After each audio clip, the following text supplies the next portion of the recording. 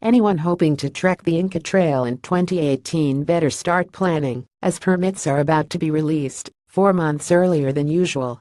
Until this year, the initial tranche of permits for travel were released in January of the same year and the rest in February, but for the first time the Ministry of Culture is releasing all permits for 2018 on 1 October 2017. With only 500 permits available per day, tour operators are urging travelers to book the trek, which ends at the 550-year-old Incan citadel of Machu Picchu, as soon as they can. Tickets usually sell out almost immediately for the peak trekking months of April, May, and August, said Dan Clark of Real World Holidays. 500 a day may sound like a lot, but when take into account the permits required for the guides, cooks and any other members of the trek team, you can see how they can disappear very quickly indeed.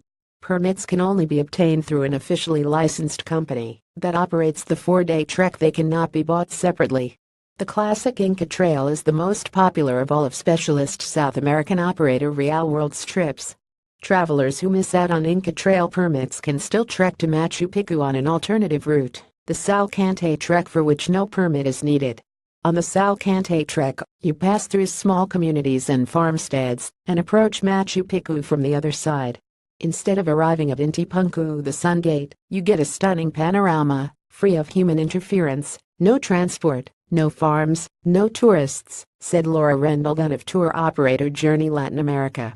Machu Picchu is among the most iconic ancient sites in the world, but has become a victim of its own popularity in recent years, with UNESCO threatening to place it on its endangered list. Pressure to do something about overcrowding prompted the Peruvian government to introduce a new timed entry system earlier this year, with the aim of creating a more even distribution of visitors throughout the day and reducing queue times. However, the new system controversially allowed for an increase in the total number of visitors from 5,000 a day to nearly 6,000, more than double the UNESCO recommendation of 2,500.